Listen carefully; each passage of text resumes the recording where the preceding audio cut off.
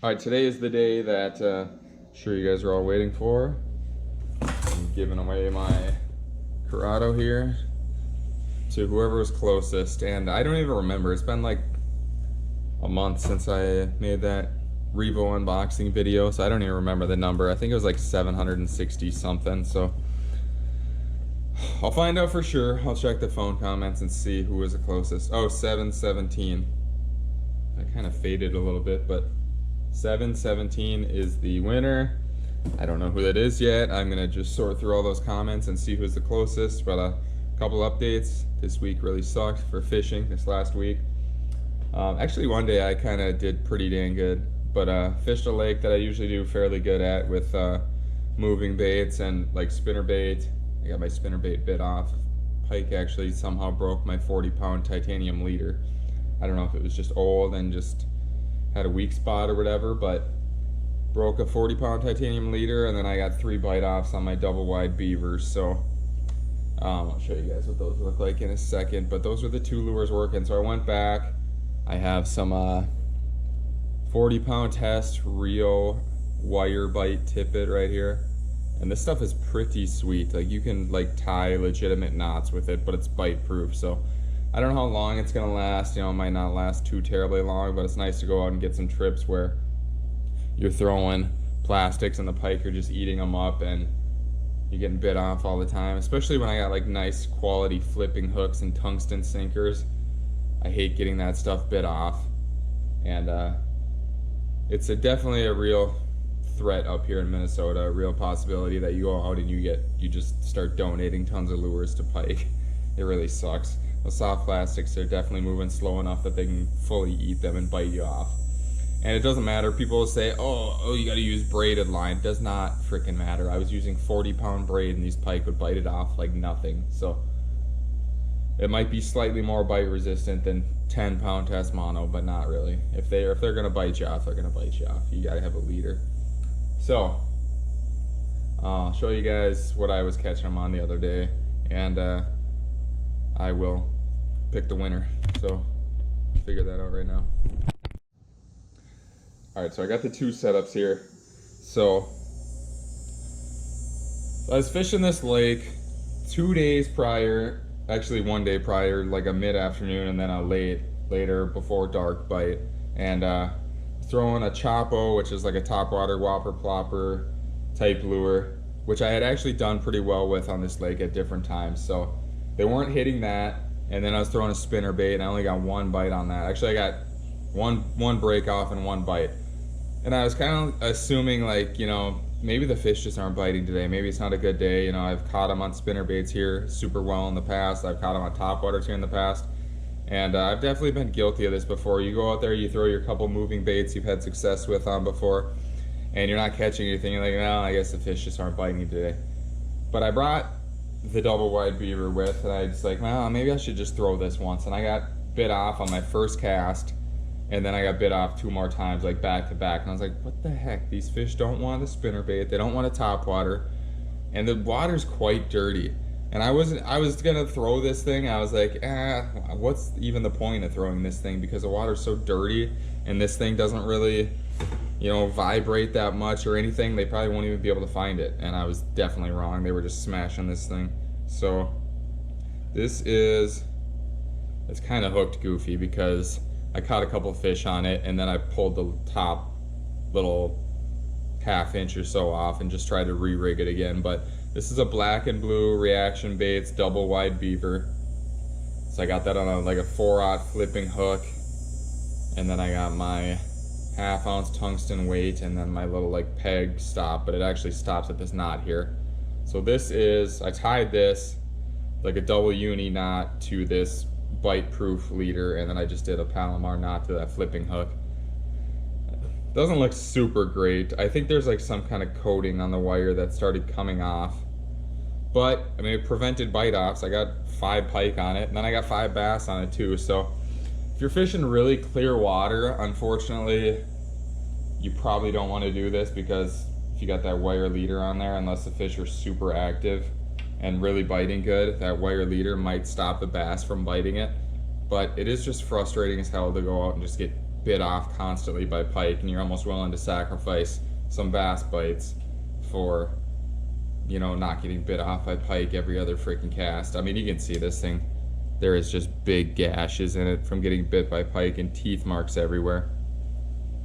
But like I said, the water's dirty. I really don't think those bass even care with this leader. They can't even really see it, I bet. So was doing good on that. And then I was just throwing this on my Tatula SV and my old Fenwick 7-foot medium heavy. I've had this rod forever, like 15 years, and it's still freaking awesome rod. And the other lure I was catching them on is a flutter spoon. Now, I bought this, you know, there's kind of a lot of hype around flutter spoons, and I bought one I think 2 years ago, and I only threw it a couple times, never really caught anything on it. I was like, I think I'm gonna try it this time, and this thing was hammering fish pretty good.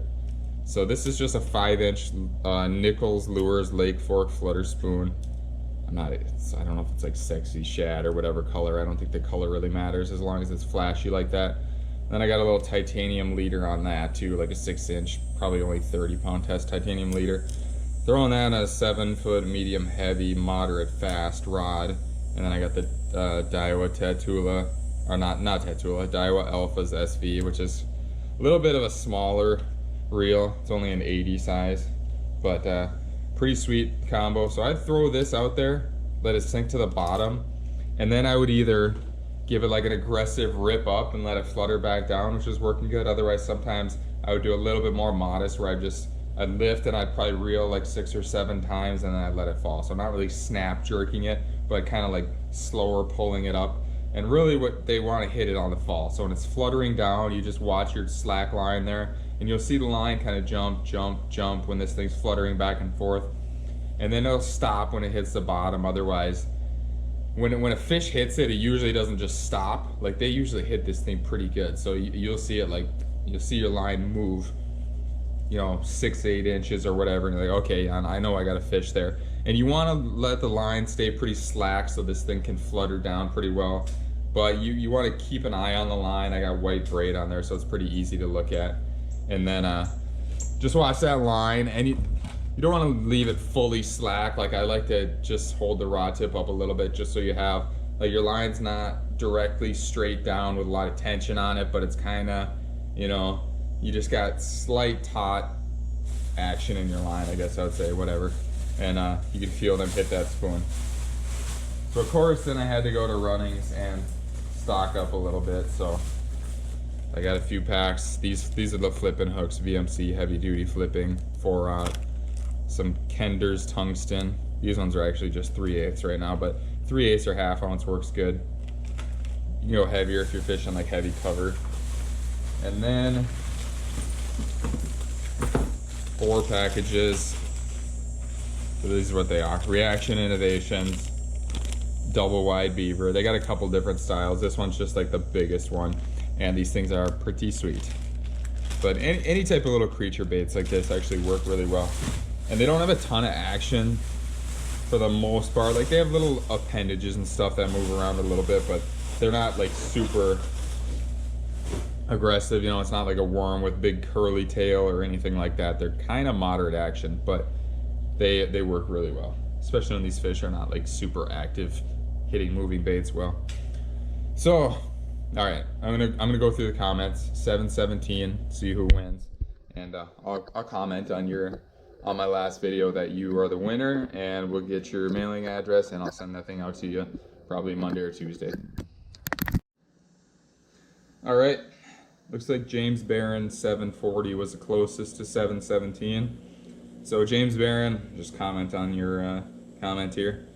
And fairly happy with how this turned out. I got 137 views on this video, 20 likes, 40 comments. So pretty, I mean, some of those comments are probably my own, just replying to people, but pretty decent little attention getter for the channel. I got like 15 new subscribers, so it's pretty nice. And if you didn't win this, just remember, guys, at 800, 900, I'm going to be giving away like $25 in free lures, and then 1,000 I'm giving away a bait casting reel and a spinning reel. And then I'll probably do another one here. I'm looking to upgrade my Shimano SLX DC. They got a new SLX DC XT, which is like The SLX is like a base model, and then they have the XT, which I think is like extra tough or something, but it's a little bit step up from the SLX. And now they got the DC version with a DC5 brake instead of the DC4 that's in the SLX DC. So comment down below if you guys think I should give away my SLX and upgrade it. Obviously I really want to, and I have the money to do it. I don't know, there's just something about, like, I hate trying to upgrade stuff all the time, and it's just kind of, you're never really satisfied. Like, you upgrade something and then you get it and you fish with it a couple times, like, this is really sweet, and you're like, okay, which one should I upgrade next? And I want to kind of enjoy some of the stuff I have and not be upgrading stuff too often, and, you know, not just constantly looking for that next big thing. And like, I have a pretty freaking sweet arsenal, if you guys haven't seen. So, I mean, I got a lot of nice reels here, but yeah, comment if you think I should give this one away.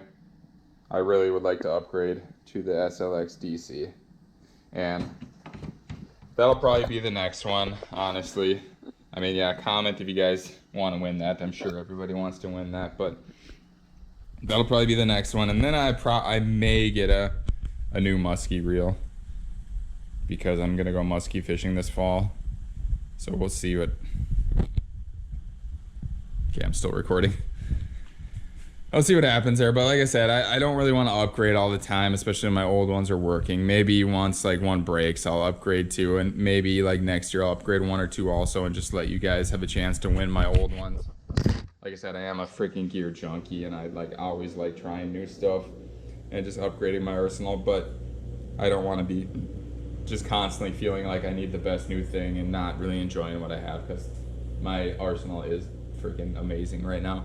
And just constantly wanting to upgrade kind of makes you not grateful for what you have. So just a long-winded video. I probably could have made this video 1 minute and just gave stuff away, but if anyone's still watching, thanks a lot for watching. And that will probably be, honestly, I'll probably make that video in the next month or so about giving away my SLX DC. And I only have one GoPro battery right now. I keep freaking losing them, so I ordered 4 more and they're on the way.